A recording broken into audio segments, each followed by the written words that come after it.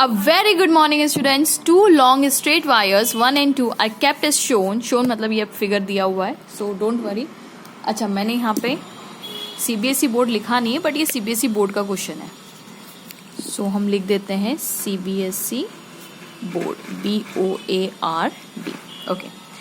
Switch surface charge density of to wires और lambda 1 lambda 2 दे के रखी है, और find the net force experience by an electron held, ये हेल्ड लिखा है D है, हाँ, हेल्ड एट पॉइंट P. अब स्टूडेंट्स सेम क्वेश्चन पूछा हुआ है बोर्ड के अंदर, बट उसमें किसी वो जो पॉइंट है बीच में दिया हुआ है, उस पर मैग्नेटिक फील्ड पूछी हुई थी 2024 के पेपर के अंदर किसी सेट के अंदर, और इसमें क्या पूछा गया है, फोर्स पूछा गया, उसमें मैग्नेटिक फील्ड पूछी गई थी क्योंकि उसमें करंट फ्लो हो रहा था, राइट. अब इसमें करंट फ्लो हो नहीं रहा, इसमें खाली सरफेस लीनियर चार्ज डेंसिटी दी हुई है. मतलब क्या देके रखा है, थोड़ा सा इसको करते हैं सॉल्व. तो लैम्डा 1 की वैल्यू कितनी दी है, प्लस माइक्रोकूल, प्लस, तो ये प्लस प्लस कर देती हूँ, ठीक है. This is plus, this is plus, this is plus and this is plus. और लैम्डा 2 की वैल्यू कितनी देके रखी है, माइनस. ओके, ये माइनस है. ये कितना देके रखा है, -20 माइक्रोकूलम्स. ओके, और ये कितना देके रखा है, +10 माइक्रोकूलम्स. अब ये माइनस प्लस का इतना यहाँ पे वो नहीं होता, इंपॉर्टेंस नहीं होता. हम सिर्फ क्योंकि वेक्टर हम सॉल्व नहीं करते, हम क्या करते हैं उसको थियोरेटिकली सॉल्व, मतलब स्केलर टाइप सॉल्व कर लेते हो. जो भी इनकी डायरेक्शंस है वो फिगर में ही बता देते, तो फिगर से हमें अंदाजा लग जाता है कि नेट इलेक्ट्रिक फील्ड या नेट फोर्स कहाँ आएगा, ठीक है. बस अब जब भी याद रखिएगा, जब भी एनर्जी का कंसेप्ट आता है, जैसे पोटेंशियल एनर्जी, अपना नेट पोटेंशियल, जो सिस्टम में मैंने बहुत सारे क्वेश्चन सॉल्व किए कि ऐसा सिस्टम बनाया है तो बताइए इसकी नेट पोटेंशियल एनर्जी की, तो एनर्जी का कंसेप्ट आए ना, तब जरूर चार्ज के साथ उसका नेगेटिव साइन रखना ना भूलें, ठीक है. अब उन्होंने बोला है कि are shown the linear charge density, find the net force experience by an electron held at point P. यहाँ पे इस पॉइंट P पे क्या रखा हुआ है, एक इलेक्ट्रॉन रखा हुआ है, उस पे फोर्स निकालना है. तो हम जानते हैं कि फोर्स होता क्या चीज है, फोर्स होता है Q इंटू ई, Q इंटू ई. अब स्टूडेंट्स एक चीज आप ध्यान रखिए कि इलेक्ट्रिक फील्ड है ये, ठीक है, इलेक्ट्रिक फील्ड है. वैसे तो बहुत सारे स्टूडेंट्स को पता ही होगा, लेकिन फिर भी एक बार और ब्रशअप हो जाएगा आप लोगों का भी. तो ये इलेक्ट्रिक फील्ड ऐसे जा रही है. अगर मैं इसमें एक पॉजिटिव चार्ज रखूं यहाँ पे, this is the positive charge, तो इस पे जो फोर्स लगेगा, इलेक्ट्रिक फील्ड कहाँ से कहाँ फ्लो करती है, फ्रॉम पॉजिटिव टू नेगेटिव, तो जाहिर सी बात है ये इलेक्ट्रिक फील्ड का पॉजिटिव एंड होगा, ये इलेक्ट्रिक फील्ड का नेगेटिव एंड होगा, ठीक है, away from the positive and towards the negative. तो ये पॉजिटिव चार्ज कहाँ जाना पसंद करेगा, टूवर्ड्स द नेगेटिव. तो यानी इसका मतलब इस पे फोर्स कहाँ लगेगा, इस डायरेक्शन में. F is equals to QE, always remember, क्योंकि ये प्लस है. तो जब भी चार्ज प्लस होता है तो फोर्स इलेक्ट्रिक फील्ड की डायरेक्शन में लगता है, करेक्ट. अब ऐसे ही हम एक ले लेते हैं नेगेटिव चार्ज.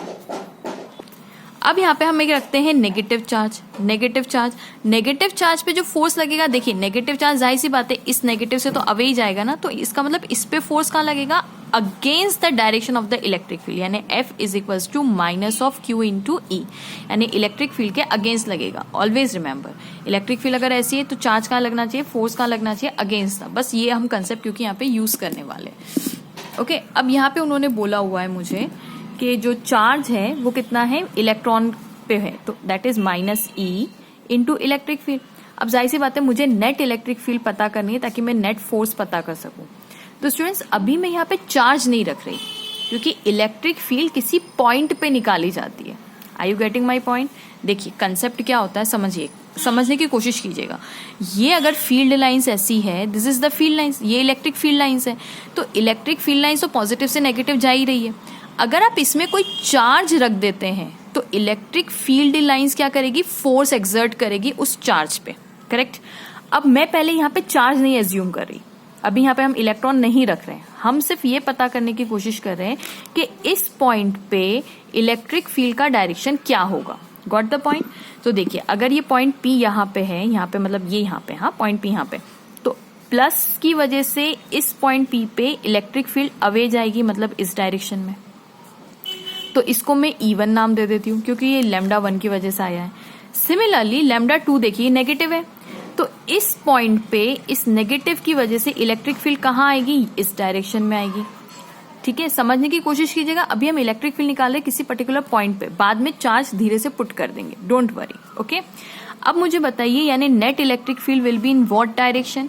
इन ये प्लस जे है तो नेट इलेक्ट्रिक फील्ड कौन सी डायरेक्शन में आएगी? तो क्या हम देख सकते हैं फिगर से कि नेट इलेक्ट्रिक फील्ड की डायरेक्शन होगी माइनस जे। देखिए ऐसे जा रही ना, ये प्लस जे ऐसा है क्वेश्चन में दिया हुआ, तो माइनस जे ऐसा होगा, तो नेट इलेक्ट्रिक फील्ड की डायरेक्शन क्या होगी? माइनस जे। तो पहले हम नेट इलेक्ट्रिक फील्ड निकालते हैं।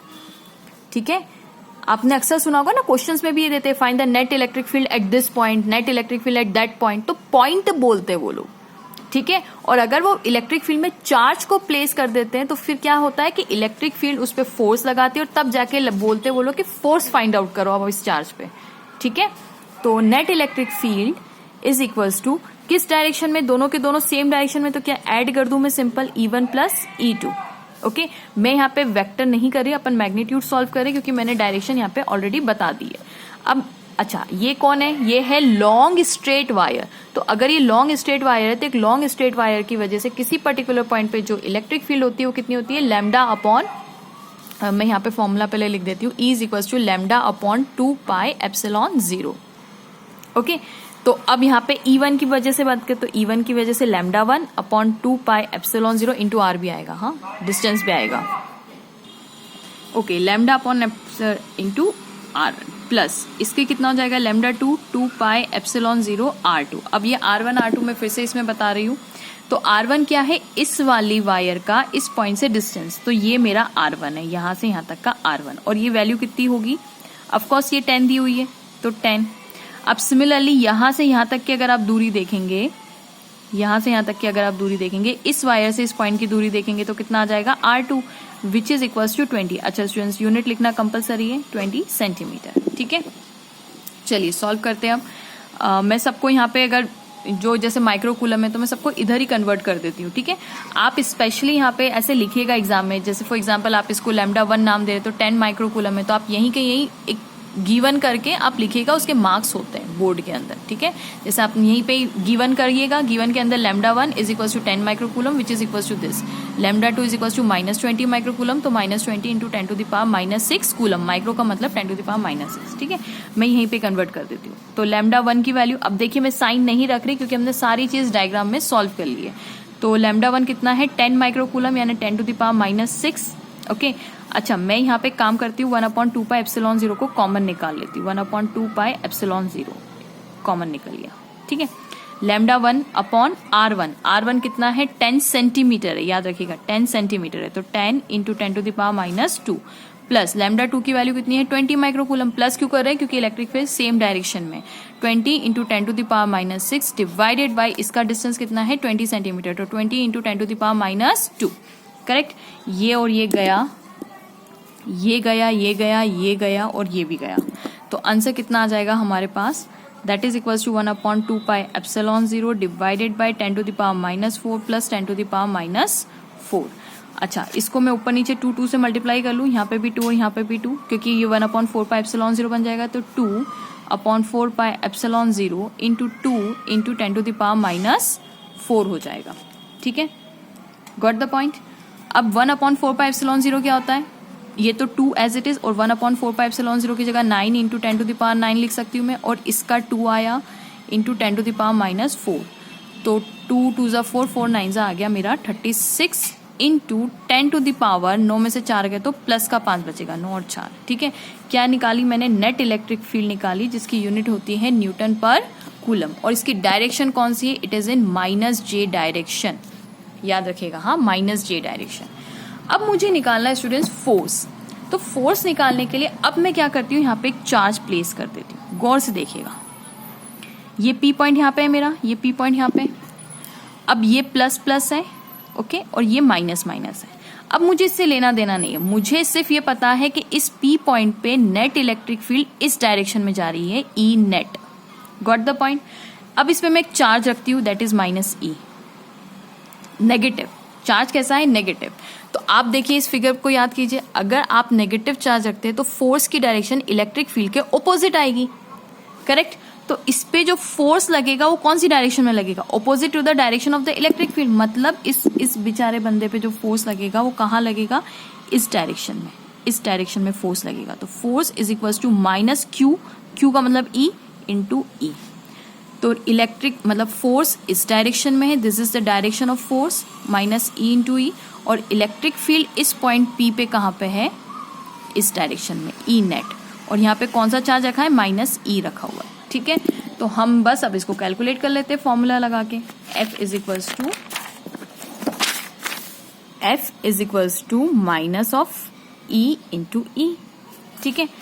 अब अगर आप यहाँ पे भी इलेक्ट्रिक नेगेटिव नहीं रखना चाहते तो फोर्स की डायरेक्शन वैसे भी हमने फिगर से बता दी है, ठीक है। और इलेक्ट्रिक फील्ड की वैल्यू कितनी होती है, इलेक्ट्रिक चार्ज की वैल्यू कितनी होती है, 1.6 into 10 to the power minus 19। और ये नेट इलेक्ट्रिक फील्ड कितनी आई मेरी, मैं फिर भूल गई, 36 into 10 to the power 5, 36 into 10 to the power 5। इसको अगर हम कैलकुलेट करें मतलब 1.6 इंटू, तो हमारे पास आंसर आएगा 57.6 into 10 to the power minus 40। 9 में से 5 गए तो 4 बचे। अब इसको थोड़ा साइंटिफिक नोटेशन में कन्वर्ट कर लीजिए। साइंटिफिक मतलब 1 से 9 तक कुछ वैल्यू आनी चाहिए। 57 है तो एक डेसिमल को इधर शिफ्ट कर रही हूं मैं, तो 5.76। ओके, तो एक डेसिमल शिफ्ट किया तो यहाँ पे प्लस लगेगा, ठीक है। इस साइड शिफ्ट करेंगे तो प्लस, तो 10 to the power minus 13 newton. अच्छा, ये नेगेटिव मैंने क्यों हटा दिया, अब देखिए ये नेगेटिव है, इलेक्ट्रिक फील्ड भी नेगेटिव डायरेक्शन। ओके, अगर आप ऐसे ही अपन सॉल्व करें यहीं पे ही, तो देखिए ये चार्ज का नेगेटिव और इलेक्ट्रिक फील्ड जो है वो भी कौन सी डायरेक्शन में है, इलेक्ट्रिक फील्ड, ये इलेक्ट्रिक फील्ड है ना, ये भी कौन सी डायरेक्शन में है, नेगेटिव डायरेक्शन में। ये नेगेटिव जे बोला था ना मैंने, तो ये नेगेटिव और ये नेगेटिव, यानी ये इलेक्ट्रिक फील्ड कौन सी डायरेक्शन में, नेगेटिव। तो नेगेटिव नेगेटिव क्या हो जाएगा, पॉजिटिव, ठीक है। और अगर आपको इससे नहीं समझ में आ रहा तो फॉरगेट इट, आप खाली यहाँ पे ई इंटू ई लिखिए और डायरेक्शन कहाँ से बता देंगे आप, इससे। तो फोर्स कौन सी डायरेक्शन में है, force is in this direction, और ये कौन सी डायरेक्शन है, पॉजिटिव जे की डायरेक्शन। देखिए यही आई, पॉजिटिव जे की डायरेक्शन है हमारी। कहाँ पे है फोर्स हमारा, पॉजिटिव जे की डायरेक्शन में, ठीक है। इलेक्ट्रिक फील्ड, और ये कौन सी डायरेक्शन है, नेगेटिव, ऐसे भी समझ सकते हैं, नहीं तो फिर पॉजिटिव जे की डायरेक्शन, ठीक है। फोर्स अपवर्ड टूवर्ड्स द या फिर पॉजिटिव जे, या टूवर्ड्स द पॉजिटिव प्लेट, जो भी आप लिखना चाहें।